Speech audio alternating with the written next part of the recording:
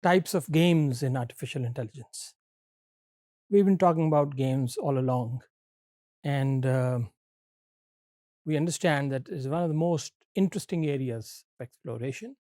They have helped development of games has helped AI understand the way the human mind thinks, the way it reasons, the way it calculates its own moves, and the effect of others' moves as well, effects of others' moves, and not just one person, but multiple persons as well. And that's what's happening 24/7.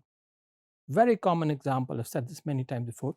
You traffic working, driving your car home, and you have several people in there, several stakeholders, everyone trying to, you know, uh, create a space for themselves. And that's what it is. In AI, we say that we have the perfect information games. Information which is perfect, meaning a game in which the agents investigate the complete board. There is no kind of limitation on what you can think, what you cannot. Everything is open to everyone. Okay. Agents have all information about the game. They can see the other moves also, like chess, like checkers, Go, etc. Imperfect information. Then agent does not have all the relevant information about the game and not aware of what's going on. These kind of games with imperfect information are called imperfect games, for instance, such as tic-tac-toe, as I said. Okay, if an agent occupies a space, that's gone now. It can't go back. Battleship, blind, bridge. If you're thinking, some people think that tic-tac-toe, okay, you can retract, you cannot. Once you have placed a cross somewhere, that's it, you can't go back. Now, if you compare this, say with chess, for instance, in chess, people can move on. You don't go back when you made a move, right? So that board position may be occupied by a piece that in your control, but it's not permanent. It can move on as well, right? So it may be that board position may be occupied at some board position during the game, but it may become opened up, relieved, if that particular piece moves somewhere else.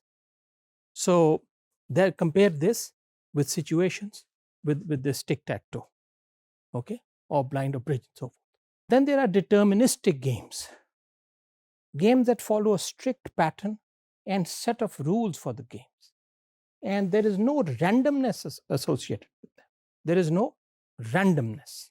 Every move that you make in these games is in a way precisely, but whether precisely or not, it's calculated carefully by each player.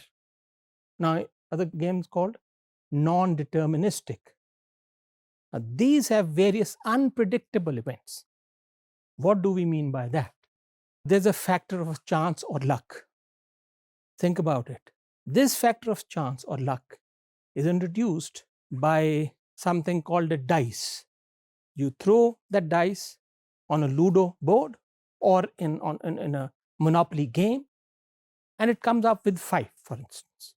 So you can move 5 positions. If it comes up with 4, you can move 4. If it comes up with 1, you move 1. Now, this is that unpredictability. You are a player, you may want to reach, let's say, 10 steps away. These 10 steps could be 4 and a 6, it could be 5 and a 5, and so forth, right? You can't predict, depending. So there is this factor of chance introduced, and that's why these are called non-deterministic, right?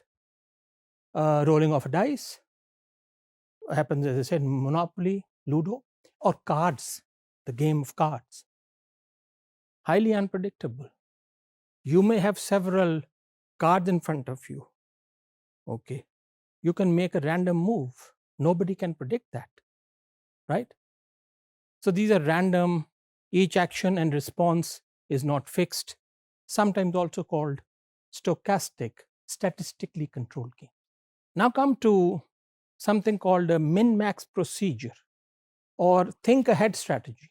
In adversarial searches, one player tries to counter the other's move, as we've already said, by deciding what will be the impact of its move on the other's overall game strategy. So you prevent the other from making that particular move which you foresee might be difficult for you. Now, before you make a single move, you also intelligently try to think a few moves ahead. Remember, I said somewhere that somebody thinks he's got a very good strategy, grandmaster, that they can actually defeat everyone, for instance, say in 25 moves. So, what are you thinking here? You are thinking ahead, not just one move, but 3 or 4 or 5 moves ahead. And that's the human limitation as well. This is where, in fact, the computers themselves, they step in. If they can overshadow, look far ahead, say as a human being, I can say look 6 steps ahead. If the computer can look 20 steps ahead, its choice will be much better than mine. And that's what AI computing is all about. So you look ahead several steps in terms of the tree or graph terminology, you look downwards a number of steps down the game tree, and then evaluate the impact of the moves. Now, this situation, this arrangement, is also something called a situation analyzer.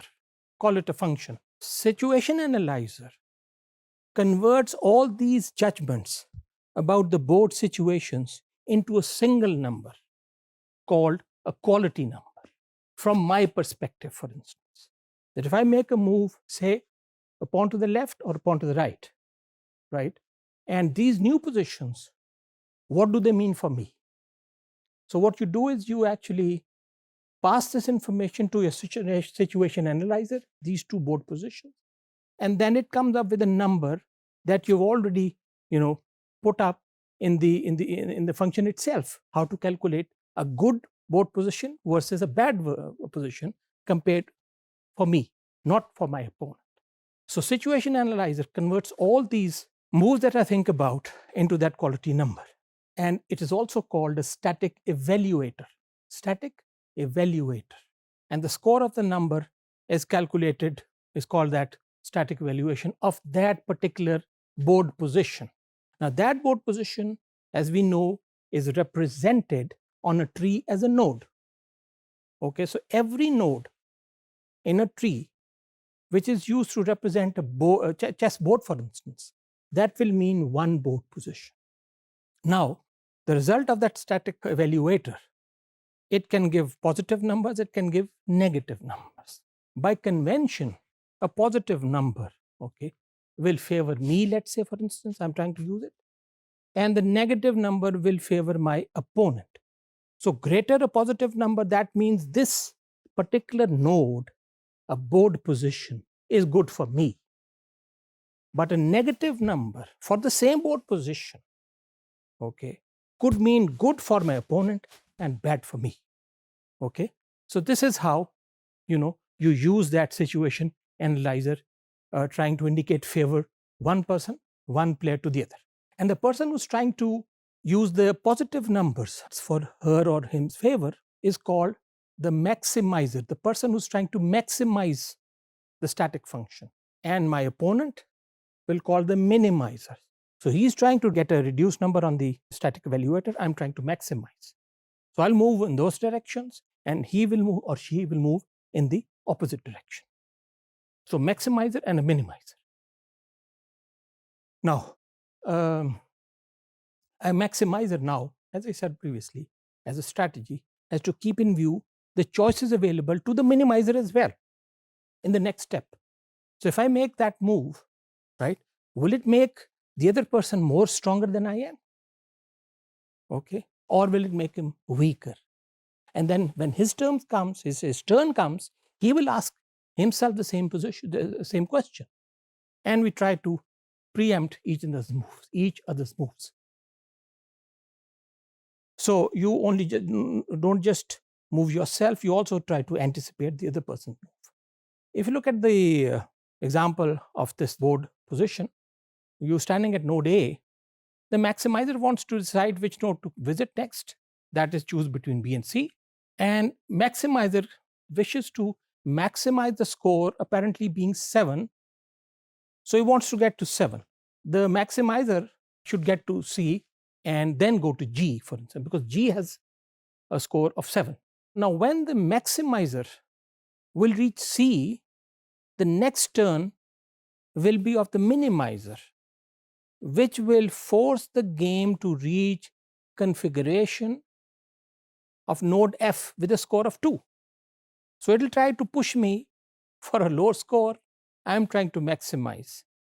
Hence, the maximizer will end up with a score of 2 if he goes to C from A. On the other hand, if the maximizer goes to B from A, the worst that the minimizer can do, the opponent, is that he will force the maximizer to a score of 3. Now, since the choice for maximizer is between 3 and 2, the maximizer will try to reduce its damage. Damage control. Okay, so the maximizer will go to B from A instead of going to C in the hope of reaching 7, which his opponent won't allow. So that is the idea. The maximizer will actually maximize, but also try to minimize its loss as well. Remember, I said you could win in 15 steps, but somewhere in the middle, if your opponent pushes you in the wrong direction, you may end up losing the game as well, okay, which you don't want to do. So whereas you do want to win, you also don't want to lose.